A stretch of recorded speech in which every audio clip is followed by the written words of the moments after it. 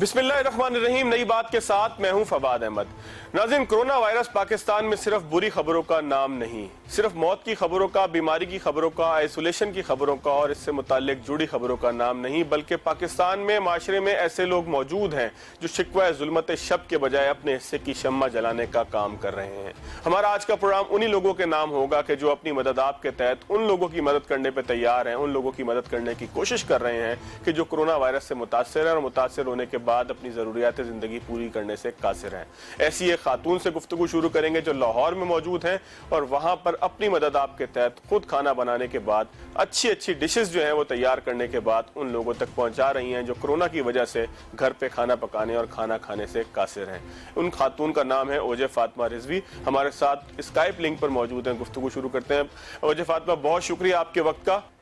ओजे फातिमा रिजवी साहिबा, कैसे ज़हन में आपके ख्याल आया कि उन लोगों की मदद की जाए जो आइसोलेशन की वजह से या किसी और वजह से जिनको खाना पहुंच नहीं पा रहा या जिनके घरों पे खाना बन नहीं पा रहा क्योंकि मर्द जो है वो आइसोलेट हो गया है, खाना लेके आने वाला, सामान खाने का लेके आने वाला कोई और फर्द नहीं है। ख्याल आपके ज़हन में आया कैसे? जी, मेरे करीबी सर्कल में मेरी बहुत करीबी जो दोस्त है वो ऐसा इन्फेक्टेड थी और मेरी उनसे बात होती रही है, तो मुझे उनसे बात करके अंदाजा हुआ इस बात का कि मतलब लाइक उनके लिए कितना पेनफुल था ये। अपने लिए तो खैर चले, वो खुद तो सफर हो रही थी, लेकिन उनको जो सबसे ज्यादा मेन टेंशन थी ना, उनको ये टेंशन थी कि उनकी फैमिली का ख्याल कौन रखेगा। तो ये एक ऐसी बात थी जिस दिन मुझे उस दिन एहसास हुआ इस बात का कि मतलब लोग कितने परेशान हैं। और फिर मैंने उस दिन ये बात सोची कि खवातीन जो है वो किसी भी फैमिली का जो है वो न्यूक्लियस होती हैं। अगर किसी भी घर में कोई खातून बीमार हो जाती है तो वो तो सफर करती है, साथ साथ उसकी जो फैमिली है वो भी सफर कर रही है। तो ये बात मैंने बस जहन में रखते हुए मैंने ये इनिशिएटिव लिया। अच्छा, जब आपने ये काम शुरू किया तो आपके जहन में क्या था कि कितने लोग इसके साथ कनेक्ट हो जाएंगे, कितने लोगों को आपको खाना पहुंचाना पड़ेगा? एक पहले दिन से लेकर और आज के दिन तक कितने लोग आपके साथ कनेक्टेड है और ये तादाद किस हिसाब से बढ़ रही है? इस तरह से है कि बिकॉज खाना मैंने खुद घर में पकाना था और मैंने सोचा था कि मैं अपने घर के किचन से स्टार्ट करूंगी, तो मेरा ऐसा कोई एक्सपीरियंस नहीं था इतने ज्यादा लोगों का खाना पकाने का, बट मुझे लगता था कि मैं 20 से 25 लोगों का खाना आराम से बना सकती हूँ। तो जब मैंने सोशल मीडिया पे पोस्ट लगाई तो मैंने वहां पे मेंशन किया था कि जी मैं 20 से 25 लोगों का खाना जो है बना सकती हूँ। तो लेकिन ऐसा हुआ कि जब मैंने पोस्ट लगाई तो मुझे फर्स्ट डे ही 35+ लीड्स जनरेट हुई। मुझे काफी लोगों ने अप्रोच किया। फिर ये था कि मैंने कोई रेडियस चूज नहीं किया हुआ था कि जी मैं सिर्फ और सिर्फ इस रेडियस से जो भी ऑर्डर आएंगे तो मैं उनको जो है फूड सर्व करूंगी ऐसा।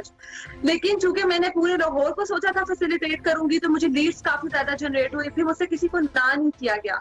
25 सोचा था, फर्स्ट डे जो था 35+ लोगों को किया और इस टाइम अल्हम्दुलिल्लाह जो है आप ये कह सकते हैं 65+ फैमिलीज को जो है मैं फूड सर्व कर रही हूँ। उसके साथ साथ अब ये है कि मैंने जो जितने भी हमारे हेल्थ वर्कर्स हैं और जितने भी हॉस्पिटल्स के जो पैरामेडिकल स्टाफ है, वहाँ पे जो पेशेंट है, मैं उनको भी अब जो है फूड जो है पहुंचा रही हूँ। तो वो ऑलमोस्ट 100 आज हो गए हैं और ऑलमोस्ट आज मुझे जो है 17 डेज हो गए हैं और मैं 1000+ मील्स जो है बना के भेज चुकी हूँ विदाउट एनी मैन पावर। मैं खुद खाना पका रही हूँ, खुद ही उसको पैक करती हूँ। उसके बाद हाँ, उसकी तफसील मुझे बताइएगा कि खाना बनाने से लेके, यानी कि एक तो खाम माल यानी कि खाने की जो चीजें हैं, जो भी चीज आती है, गोश्त आना हो, जिसको आप ग्रोसरी अगर एक आम अल्फाज में कह लें, ग्रोसरी लाने से लेके उसको बनाने तक, पकाने तक और पकाने से लेकर उसको पहुंचाने तक उन लोगों तक के जो इसके जरूरतमंद हैं, कितने लोग इसके अंदर शामिल हैं, कैसे करती हैं ये काम, कितना वक्त लगता है? आप कह सकते हैं कि 1 मैन आर्मी कॉन्सेप्ट है टोटल।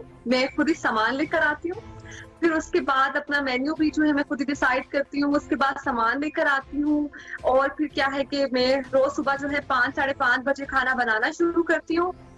खाना रेडी होता है, उसके बाद 10 बजे जो है मैंने इसके लिए राइडर हायर किया हुआ। स्टार्टिंग में मैंने उबर और क्रीम यूज करी थी, लेकिन उसमें मुझे प्रॉब्लम होता था क्योंकि एट ए टाइम आप 1 से 2 राइड्स मंगवा सकते थे। तो उसमें मेरे साथ थोड़ा सा मसला होता था कि जब तक एक राइड एंड नहीं होती थी मुझे वेट करना पड़ता था बहुत ज्यादा। उसमें मेरा एक तो टाइम बहुत ज्यादा लगता था और पेशेंट्स को टाइम पे खाना नहीं पहुंच पा रहा था। देन मैंने राइडर हायर किया, उससे मैं सुबह 10 बजे जो है सारा फूड हैंड ओवर कर देती हूँ। उसको मैंने सारे रूट्स बताए, उसको मैंने एड्रेसेस लिख के दिए हुए, वो जो है फिर जो है सबको डिलीवर करता रहता है और मैक्सिमम जो है दोपहर को 2:30 से 3 बजे तक जो है सब जितनी भी फैमिलीज हैं उन्हें फूड डिलीवर हो जाता है।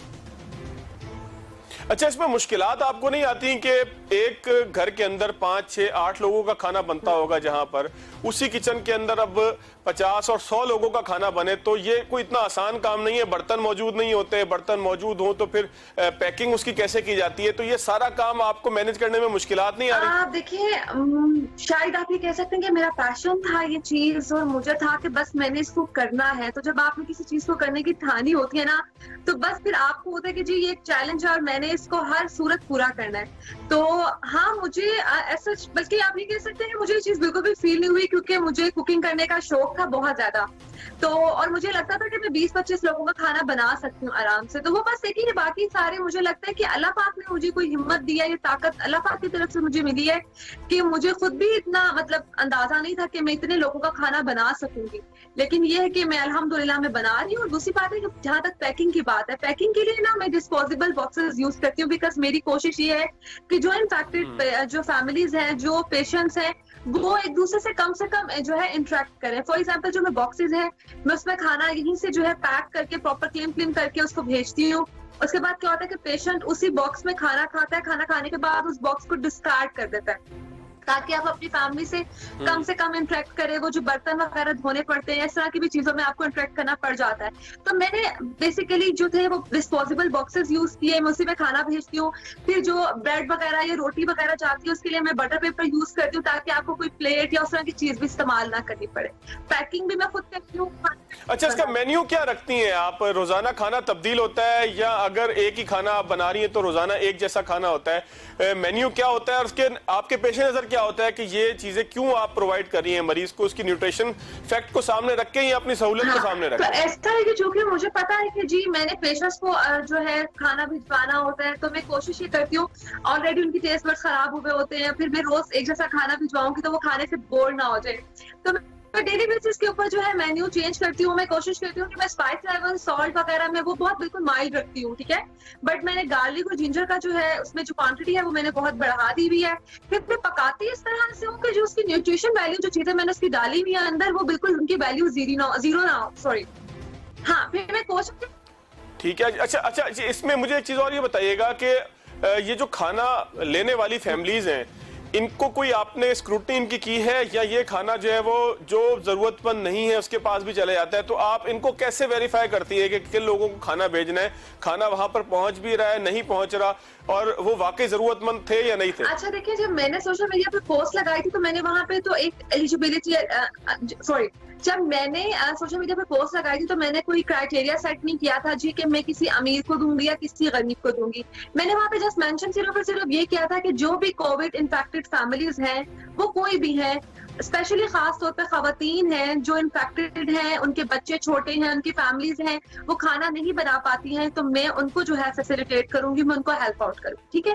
जब मुझे लोगों ने रीच आउट किया तो मैंने किसी से भी श्योरिटी के लिए रिपोर्ट्स नहीं मांगी थी, लेकिन मैक्सिमम फैमिलीज ने जब मुझे अप्रोच किया तो वो सबसे पहले जब भी मुझे मैसेज करती थी, इनबॉक्स करती थी, तो मुझे सबसे पहले मुझसे अपनी रिपोर्ट शेयर करती थी। हालांकि मैंने ये कहती थी कि जी मुझे इसकी बिल्कुल भी जरूरत नहीं है। हाँ, दूसरी एक और बात, मुझसे लोग अक्सर काफी सवाल करते हैं जी कि क्या पता कोई आपसे झूठ बोल के भी खाना ले रहा हो। तो देखिए जी, मैं इस चीज के ऊपर तो बिल्कुल भी ना बिलीव नहीं करती। ये भी एक बहुत बड़ा अलमिया है कि आज के टाइम में अगर कोई आपसे ये कह के खाना ले रहा है जी कि मुझे कोरोना है और मुझे भूख लगी है, मुझे खाना दे दे, तो जी खाना तो उसको चाहिए वाकई जिसको भूख लगी है। तो मैं अल्हम्दुलिल्लाह अल्लाह पाक ने मुझे इतनी कैपेसिटी दी हुई है कि जी मैं किसी को खाना खिला जब सकती हूँ, तो मुझे फिर इन वेरिफिकेशन और इन चीजों की जरूरत नहीं थी। बहरहाल मेजॉरिटी आप कह सकते हैं कि 90% जो लोग थे जिन्होंने मुझे जब रीच आउट किया तो उन सब ने मुझे सबसे पहले जो है अपनी रिपोर्ट जो है मेरे साथ शेयर की थी। अच्छा, चले इसको बिल्कुल कंक्लूड की तरफ लेकर जाते हैं। अगर कुछ मजीद लोग भी इसमें शामिल होना चाहें तो ये सारा काम आप अपनी जेब से कर रही हैं, या लोगों से आप अपील भी करती हैं कि वो आपके साथ, आपकी सपोर्ट में आएं और इस कॉज के अंदर शामिल हों? अगर तो आप ये खुद कर रही हैं तो आप लोगों को क्या मैसेज देंगी, लोगों को क्या करना चाहिए? दोनों चीजों को मिला के मैंने काम अपनी सेविंग से स्टार्ट किया था, और मैंने जब ये काम स्टार्ट किया था तो मैंने ये सोचा था कि जी मैं डेली बेसिस पे जो है इतने लोगों को खाना खिला सकती हूँ, और अगर थोड़े से बढ़ भी जाएंगे तो मैं तब भी इनके लिए कुछ ना कुछ कर सकती हूँ। हाँ, बाकी काफी लोगों ने मुझे अप्रोच किया, मतलब ऑर्गेनाइजेशंस ने, एनजीओ ने, जी आप हमारे काम करें, बट मैं करना नहीं चाहती थी। मुझे अक्सर लोगों ने कहा जी कि हम मिलके काम करना चाहते हैं या आप हमें भी बताएं। तो मैं सबको सिर्फ और सिर्फ ये कहती हूँ कि जी देखिए, आप सब अपने इर्द गिर्द आप देखें, आपके इर्द गिर्द बहुत से ऐसे लोग होंगे जिनको आपकी जरूरत होगी, वो आपको बता नहीं पा रहे होंगे। तो अगर आप ये काम करना चाहते हैं तो सबसे पहले आप अपने दोस्तों में, अपनी फैमिली में, अपने हमसायों में, अपने इर्द गिर्द के लोगों से आप स्टार्ट लें। जैसे कि मैंने अपने जो है सबसे करीबी लोगों से मैंने स्टार्ट किया। बाकी ये कि जहां तक बात रही कि जो इनिशिएटिव जो था वो मैंने किस तरह से लिया, वो मैंने अपनी सेविंग से लिया। चलें, बहुत शुक्रिया आपका, आपने हमें वक्त दिया, बड़ी तफसील से बताया। अल्लाह ताला इस काम के अंदर बरकत भी डाले और इस काम को जो है वो लोगों के लिए जो है वो खैर का बाइस भी बनाए। और साथ साथ ये है कि लोगों को इस बात की एक खुशी होनी चाहिए, लोगों को इस बात की एक श्योरिटी मिलनी चाहिए कि माशरे में ऐसे लोग मौजूद हैं जो अपनी मदद आपके तहत दूसरों की मदद करने के लिए तैयार रहते हैं। यहाँ पर एक छोटा सा ब्रेक लेते हैं, ब्रेक के बाद आगे की तरफ चलेंगे, देखेंगे कि क्या कुछ हो रहा है।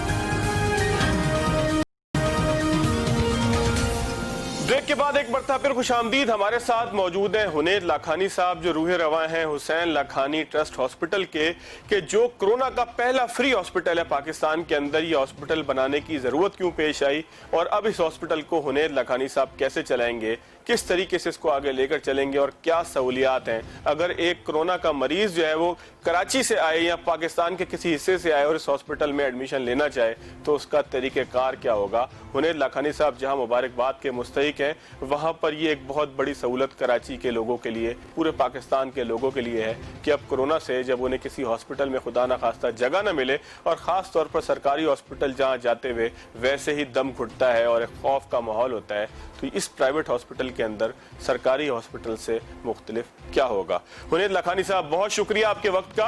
हुनैद लाखानी साहब, सबसे पहले तो मुबारकबाद कबूल कीजिए कि पाकिस्तान में कोरोना का पहला फ्री हॉस्पिटल जो है वो आपकी ज़ेरे निगरानी चल रहा है। इसका ख्याल कैसे आया अचानक? बहुत बहुत शुक्रिया। बिस्मिल्लाहिर्रहमानिर्रहीम।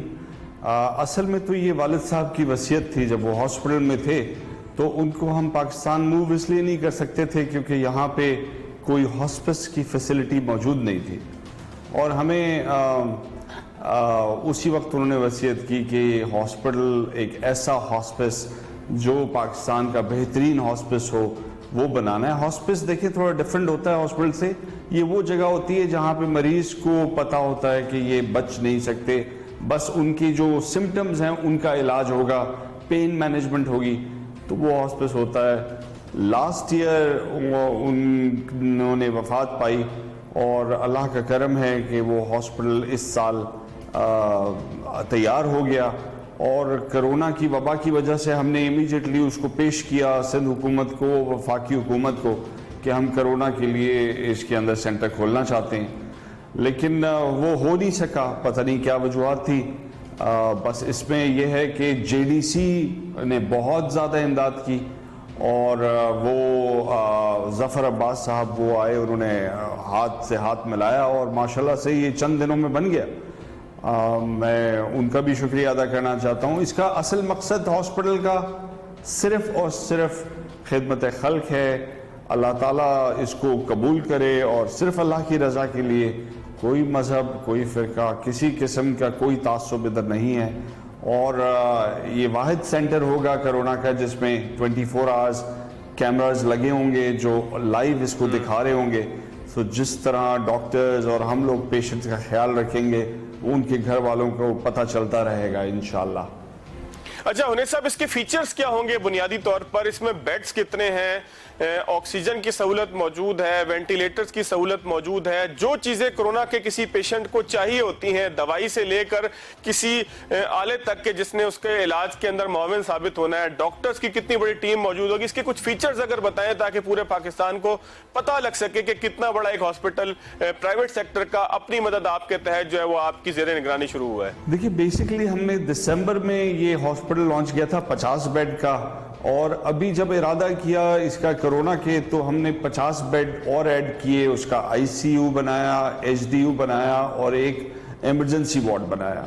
सो बेसिकली 50 बेड पर मुश्तमिल ये इमरजेंसी ICU HDU है। इसमें ऑक्सीजन की सहूलत हर बेड में मौजूद है, वेंटिलेटर की सहूलत मौजूद है और ICU के अंदर जो जो चीज़ें रिक्वायरमेंट होती हैं वो सारी हैं। स्मॉल OT भी साथ इसके अंदर बना हुआ है। इक्विपमेंट्स वगैरह सारे के सारे मिनटों में हो गए। ऑक्सीजन की डिफ़िकल्टी थी, ऑक्सीजन भी हो गया फ़ौरन। ये पाकिस्तान ऑक्सीजन वालों ने बड़ी मेहरबानी की, बहुत जल्दी उधर टैंक लगा दिया। जो ऑपरेशन जो आईसीयू के अंदर नेगेटिव प्रेशर का इन्फेक्शन कंट्रोल सिस्टम का इक्विपमेंट लगाना था, वो भी अल्हम्दुलिल्लाह सारा सामान आ गया, 1-2 दिन में फिट हो जाएगा, वो भी लग जाएगा। अब जो सिर्फ चीज़ रह गई है वो सिंध हेल्थ केयर कमीशन की तरफ से एक इंस्पेक्शन रह गई है, एक लेटर रह गया है एनओसी का। हम उनसे कुछ मांगते नहीं है, ना हमें उनसे कोई फंड्स चाहिए, ना हमें उनसे कोई इक्विपमेंट चाहिए, लेकिन चूंकि वो हुकूमत का इदारा है, रेगुलेटरी बॉडी है, वो आके विजिट करेंगे, देखेंगे हमारी कोई कमजोरी है तो हमें बताएंगे, हम उसको ठीक करेंगे। लेकिन पता नहीं क्यों उनके पास इतना टाइम नहीं है कि वो विजिट कर सकें और इसको अप्रूव कर सकें। बहुत ही मसरूफ लोग हैं वो लोग। अच्छा हुनैर साहब, ये जो हॉस्पिटल है ये इसके अंदर किसी मरीज के दाखिले का तरीक़ाकार क्या होगा? क्या कोई मरीज जो घर पे आइसोलेट होने की सहूलत नहीं रखता वो भी यहाँ आके दाखिल हो सकेगा, या सिर्फ उन्हीं मरीजों का दाखिला यहाँ मुमकिन हो सकेगा कि जो वाकई बीमार हो और कोरोना से ही बीमार हो? देखिए, इसके दरवाजे पे आने से पहले उनके पास एक कोविड-19 का टेस्ट, पॉजिटिव टेस्ट होना ज़रूरी है। अगर वो पॉजिटिव हैं, उनका टेस्ट में आ गया है कि उनको कोविड है, तभी वो इस हॉस्पिटल के अंदर आ सकेगा, पेशेंट, खाली पेशेंट अंदर आ सकेगा। और उसका एडमिट कराने का प्रोसीजर भी हमने टेलीफोन के ऊपर कर दिया है। तो वो जब तक वो पेशेंट को ला रहे हैं तब तक वो पेशेंट की सारी डिटेल्स फ़ोन पे दे देंगे ताकि हम इंतज़ार में मौजूद हों, और पेशेंट को लेके हम अंदर ले आएंगे और अपने पेशेंट को वो ऑनलाइन देख सकेंगे। इसके अंदर ये चीज़ बहुत ज़रूरी है कि मैं बता दूं इस वक्त कि अगर कोई पेशेंट ऐसा है जो जिसको कोविड पॉजिटिव है लेकिन साथ साथ उसको दिल की बीमारी है या कोई लंग्स की बीमारी है या किडनीज की बीमारी है, तो वो मेहरबानी करके उन हॉस्पिटलों में जाएं जहां पे उनके डॉक्टर्स मौजूद हैं और जहां पे उनकी इमरजेंसी को डील किया जा सकता है। हुसैन लखानी हॉस्पिटल में इस वक्त सिर्फ हम कोरोना के पेशेंट्स को डील करेंगे और उन पेशेंट्स को हम नहीं कर सकेंगे जिनको कोई और मुख्तलिफ मर्ज ऑलरेडी हैं, चाहे डायबिटीज़ हो, चाहे दिल की बीमारी हो, चाहे रेस्पिरेटरी इशू हो, चाहे किडनी का हो, क्योंकि वो ऑपरेशन थिएटर की सहूलत हमारे पास मौजूद नहीं है। इन केस के उनके कोई ऑर्गन्स फेल होते हैं तो हम उनको रिससिटेट नहीं कर सकेंगे। अच्छा हुनैर साहब, एक चीज और इसमें ये बताइएगा कि ये जो आपका हॉस्पिटल है, इसके खर्चात चलाने के लिए क्या आप अपनी मदद आपके तहत ही काम करेंगे या लोगों से भी अपील करेंगे कि वो इसके अंदर आपसे ताउन करें और इसको हॉस्पिटल को खास तौर पर जब तक कोरोना है इसको चलाने के लिए मदद करें? देखिए, अल्लाह के काम हैं, वही इसके अंदर बरकत डालता है और वही तरीके निकाल देता है, 1000 तरीके निकाल देता है। जैसे ही हमने इरादा किया और जब इसको लॉन्च करने का सोचा तो उस वक्त हमें पता नहीं था हम कैसे करेंगे, कहाँ से इक्विपमेंट लाएंगे, कैसे, और लोग मिलते गए और इतने सारे लोग मिले। जैसे मैंने आपको बताया, जफर अब्बास जो जेडीसी के हैं वो इमीडिएट उन्होंने एक्सरे मशीन भिजवा दी, उन्होंने जो है वो आईसीयू के सारे इक्विपमेंट्स वहाँ करवा दिए, उनको बहुत सारे लोगों ने सपोर्ट की।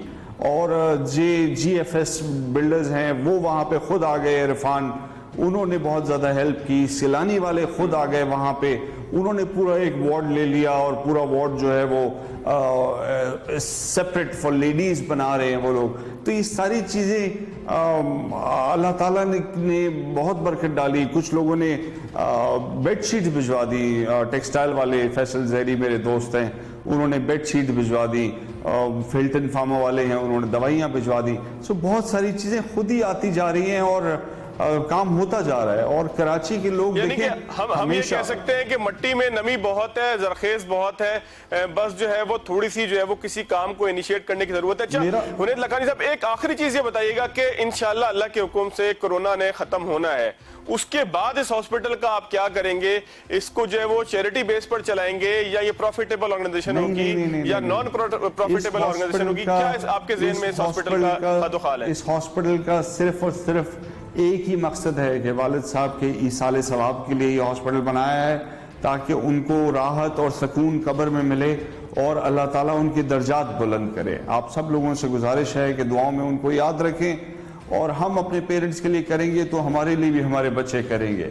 दूसरा ये है कि मैं इस वक्त ये चीज़ ज़रूर ऐड करना चाहूँगा कि चाहे ज़लज़ले का वक्त हो, चाहे सैलाब का वक्त हो, चाहे ये वबा का वक्त हो, हमारी कौम, हमारे शहर के लोग, हमारे बिजनेसमैन हमेशा इतना ज़्यादा दिल खोल के करते हैं कि शायद ही दुनिया में कहीं और ऐसी मिसाल मिलेगी। हमारे लोग बहुत ज़्यादा सदक़ात और खैरात करते हैं और यही वजह है कि अल्लाह का करम है इस मुल्क पे, इधर के बिजनेसमैनों पे, वरना किसी किस्म की कसर नहीं छोड़ी हमारे अक्लमंद लीडरों ने, हुक्मरानों ने इस मुल्क को तबाह बर्बाद करने की।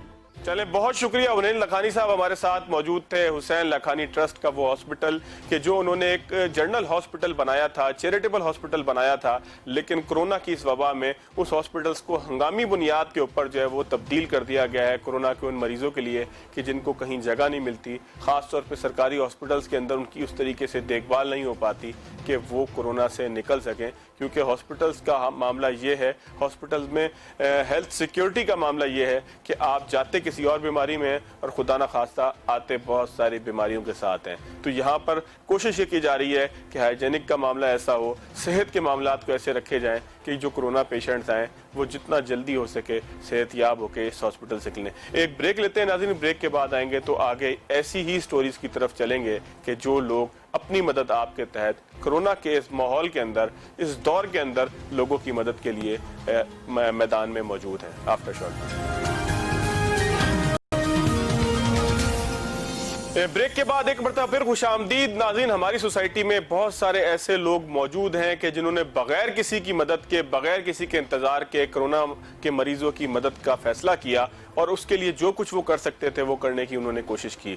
एक ऐसी ही शख्सियत हमारे साथ मौजूद हैं, जुरेज रियाज, जो स्टूडेंट हैं लम्स के, जिन्होंने अपनी मदद आपके तहत एक पेज शुरू किया फेसबुक पे, और उस पेज के ऊपर आज हम देखते हैं कि वो तमाम लोग जो कोरोना से मुतासिर हैं या मुतासिर होने का शुबा रखते हैं वो वहाँ पर जमा हुए हैं, मदद करने के जज्बे के साथ जमा हुए हैं। कोई प्लाज्मा डोनेट करना चाहता है, कोई ऑक्सीमीटर डोनेट करना चाहता है, कोई ऑक्सीजन सिलेंडर डोनेट करना चाहता है। गर्ड्स के जो भी मदद की ज़रूरत लोगों को होती है लोग वहाँ पर लिखते हैं। हमने देखा कि ऐसा भी हुआ कि कोई मेडिसिन किसी को अगर नहीं मिल रही थी, उसने उस पेज पे लिखी तो वहाँ उसी शहर से किसी ने उस तक मेडिसिन पहुँचाने की कोशिश भी की। जुरेस, बहुत शुक्रिया आपका।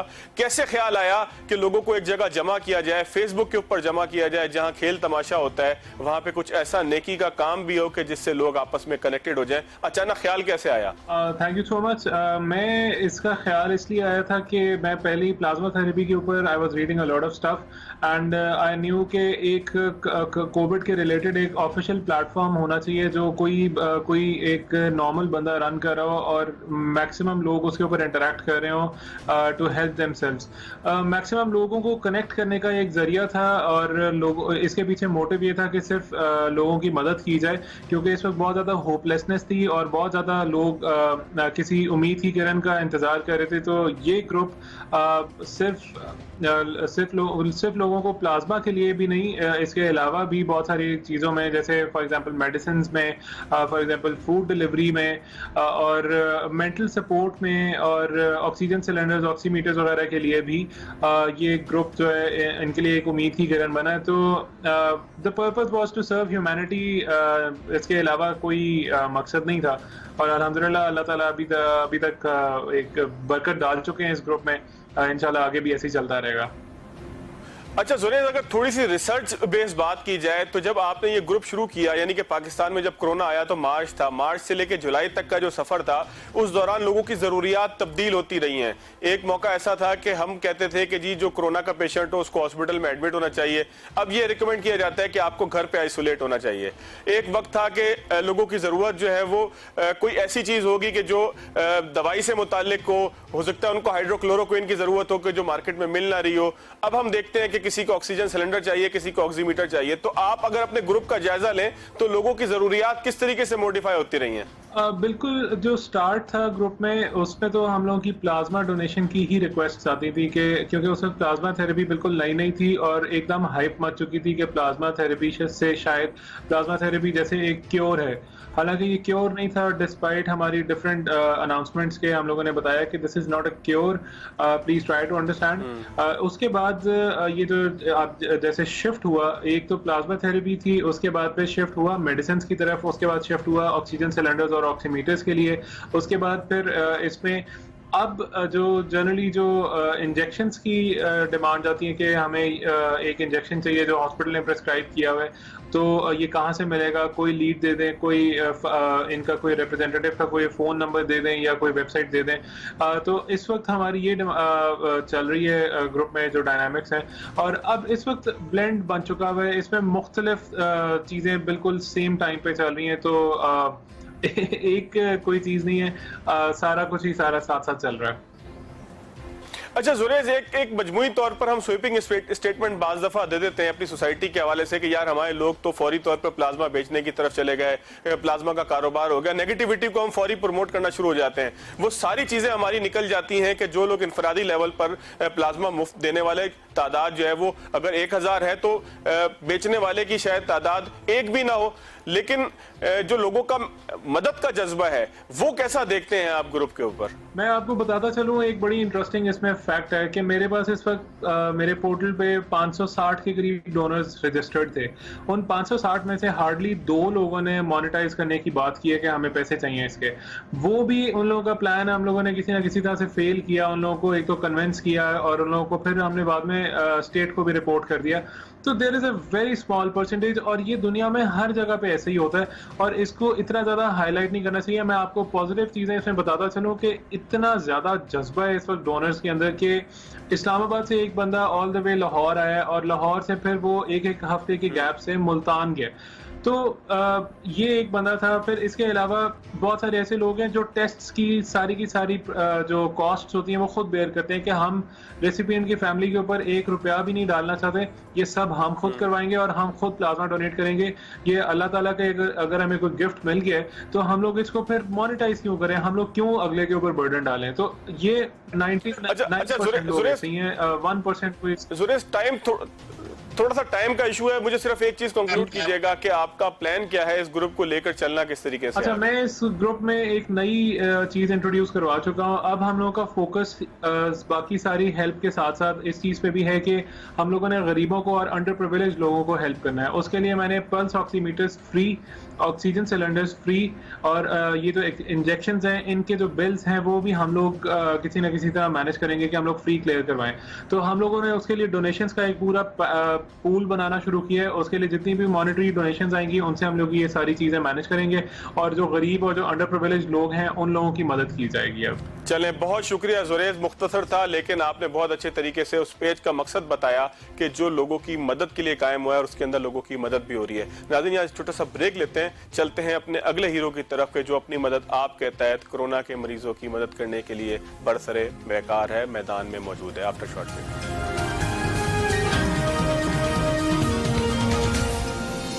ब्रेक के बाद एक बार फिर खुशामदीद। हमारे साथ मौजूद हैं दुआ फाउंडेशन के डॉक्टर फयाज आलम साहब, जिन्होंने इस वबा के ज़माने में न सिर्फ लोगों की रहनुमाई का काम अंजाम दिया बल्कि इसके साथ साथ जो जो ज़रूरियात पेश आती रहीं हेल्थ सेक्टर के मैदान में, चाहे फिर वो ऑक्सीमीटर की फरामी हो, चाहे वो फिर ऑक्सीजन सिलेंडर की फरामी हो, डॉक्टर साहब ने वक्त की नब्ज़ पे हाथ रखते हुए उन्हीं चीज़ों का इंतज़ाम करने की एक कोशिश की। और आज भी अगर कोई मरीज़ हमारे पास भी आता है और किसी परेशानी के नतीजे में आता है कि उसको कोई चीज़ मिल ना रही हो मार्केट में, तो डॉक्टर साहब, चाहे वो हाइड्रोक्लोरोक्विन से शुरू हो मामला या फिर डेक्सामेथासोन के ऊपर खत्म हो, डॉक्टर साहब की कोशिश ये होती है कि वो चीज प्रोवाइड करने की, वो चीज फराहम करने की एक सही की जाए, एक कोशिश की जाए। हमारे साथ डॉक्टर फयाज आलम स्काइप लिंक पे मौजूद है। डॉक्टर साहब, बहुत शुक्रिया आपके वक्त का।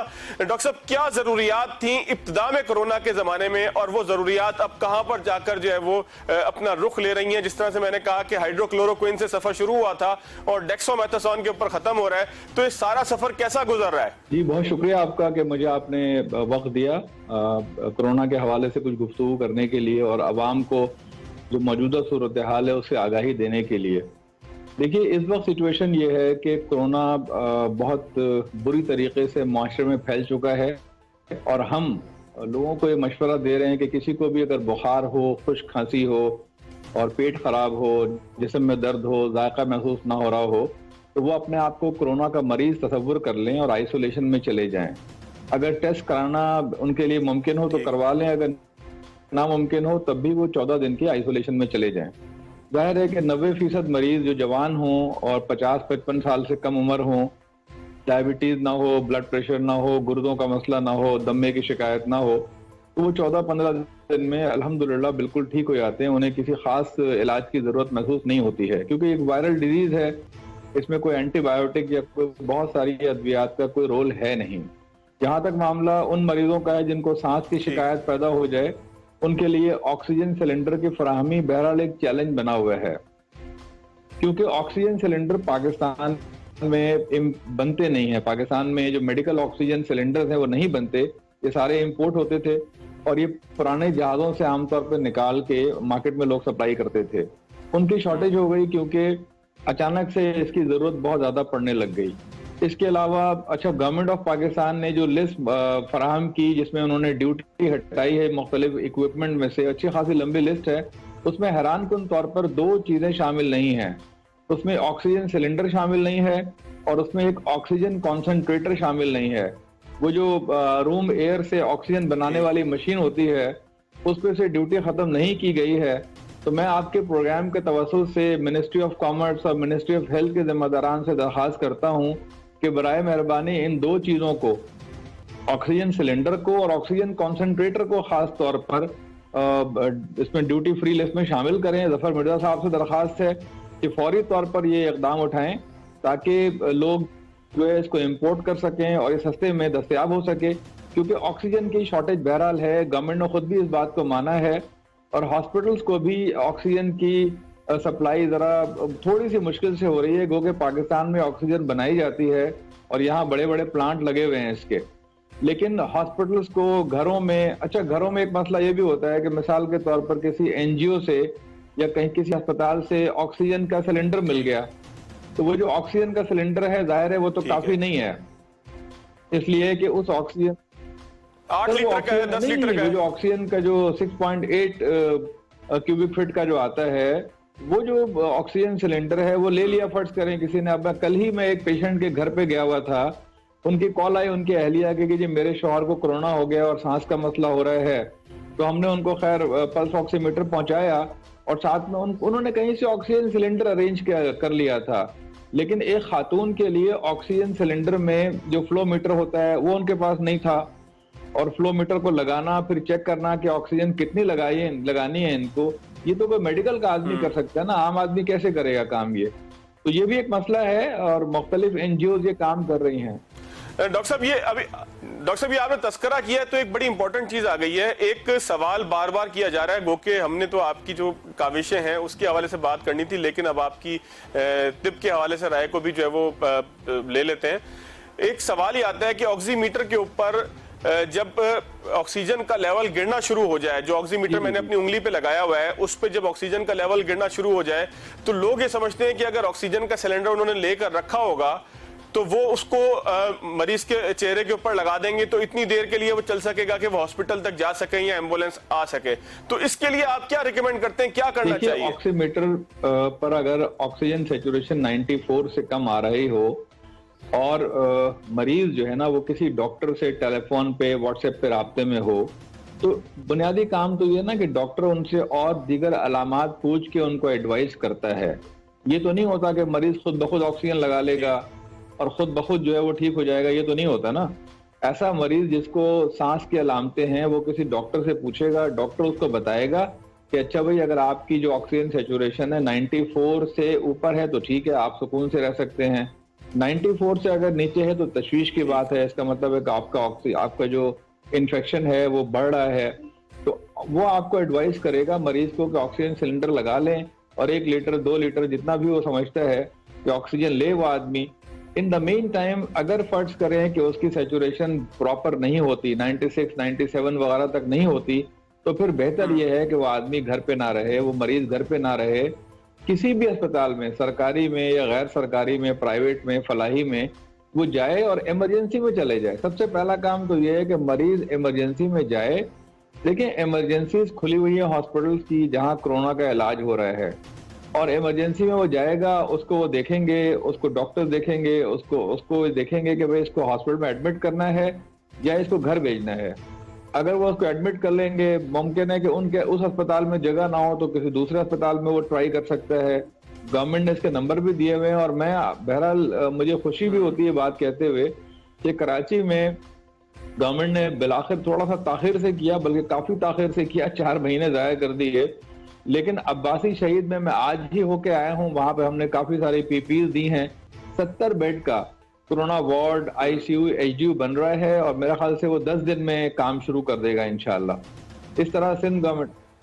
अच्छा डॉक्टर साहब, जब आपने मार्च में सफर शुरू किया था, कोरोना का पाकिस्तान में जो है वो फैलाव शुरू हुआ था, तो मार्च से लेके अब हम देख रहे हैं कि जुलाई आ गया है। तो इस 2-3-4 माह के अरसे के दौरान जरूरियात भी तब्दील होती रही हैं। मतलब इब्तदाई दिनों में ऑक्सीजन सिलेंडर की किसी ने बात नहीं की, इब्तदाई दिनों में ऑक्सीमीटर की किसी ने बात नहीं की, इब्तदाई दौर में हम लड़ते रहे कि पीपीईज नहीं है। तो अब पीपीईज शायद जो है वो हुकूमत फराम कर रही है। तो ये सफर कहाँ से शुरू हुआ है? सफर को जरा मार्च से शुरू करके जुलाई तक तो लाइएगा। जब ये सफर शुरू हुआ तो पाकिस्तान की हुकूमत ये नहीं कह सकती कि हम चाइना की तरह बेखबर थे।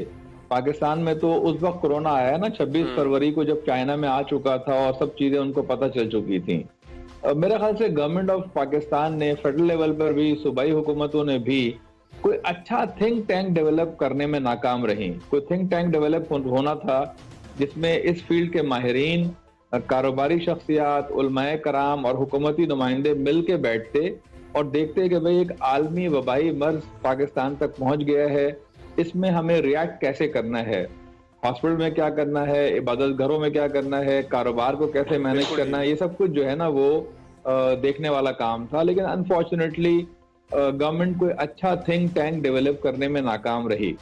हुआ ये है कि पैनिक बहुत हो गया, डॉक्टर्स भी परेशान हो गए। डॉक्टर्स की परेशानी की वजह ये थी कि हॉस्पिटल्स में, आप यकीन करें जिना अस्पताल में हम जब पहुंचे हैं तो वहां पर डॉक्टर जो वाईडीए के लोग थे वो शदीद परेशान थे कि पीपीज नहीं आ रही हैं। गवर्नमेंट ने शुरू में क्या समझा कि कोरोना सिर्फ लगेगा कोरोना वार्ड के डॉक्टरों को बचाना है, जिनको इन्होंने फ्रंट लाइन डॉक्टर्स का नाम दे दिया।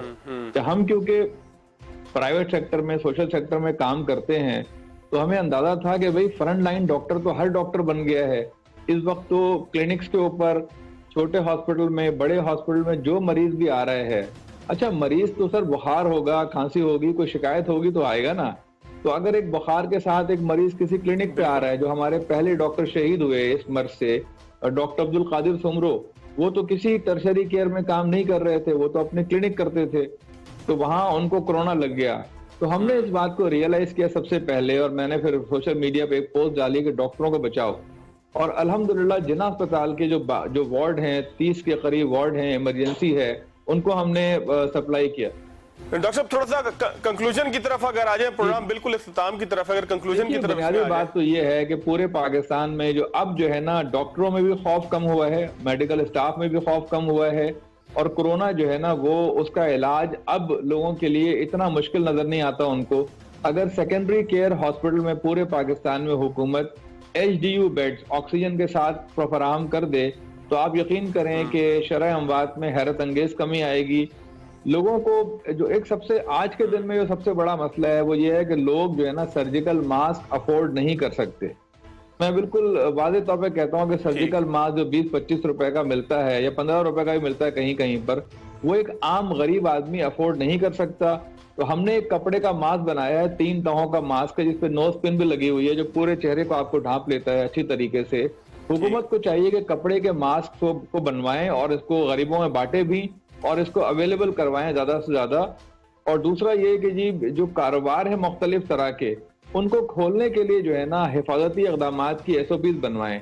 लोग बहुत परेशान हैं। मैं तो प्राइम मिनिस्टर से भी, चीफ मिनिस्टर से भी दरख्वास्त करता हूँ कि छोटे छोटे कारोबार है, मिसाल के तौर पर बार्बर शॉप है, अब पंजाब में तो एक SOP आई, सिंध गवर्नमेंट की SOP हमें नजर नहीं आ रही है। लोग खौफजदा हैं, गरीब लोग होते हैं, उनके टेक्नीशियन जो होते हैं, कारीगर, वो परेशान है कि घर वालों को कैसे खिलाएं वो। अच्छा, लोग डर के मारे बाल कटवाने नहीं जाते काफी महीने। तो मैं समझता हूं कि अगर इन SOPs पे तवज्जो गवर्नमेंट करे, छोटे छोटे कारोबार कैसे खोले जाएं और लोग उनको हिफाजती, गवर्नमेंट का फर्ज है कि उनको बताएं कि वे अपने ग्राहक की भी हिफाजत कैसे करनी है, अपनी भी कैसे करनी है। तो इंशाल्लाह उम्मीद है कि आहिस्ता आहिस्ता ये दुनिया पूरी खुलना शुरू हो गई है, चले हो जाएगी इंशाल्लाह पाकिस्तान। डॉक्टर फयाज आलम साहब, बहुत शुक्रिया, आपके वक्त का प्रोग्राम इख्तिताम की तरफ जाता है। नाज़रीन, अगले प्रोग्राम तक के लिए याद दीजिए, हमारी कोशिश आज यही थी कि उन तमाम लोगों का, उन हीरोज का तस्करा करें कि जो अपनी मदद आपके तहत लोगों की मदद के लिए मैदान अमल में बरपा हैं। आज के प्रोग्राम से इतना ही, अगले प्रोग्राम तक के लिए याद दीजिए। अल्लाह हाफिज़।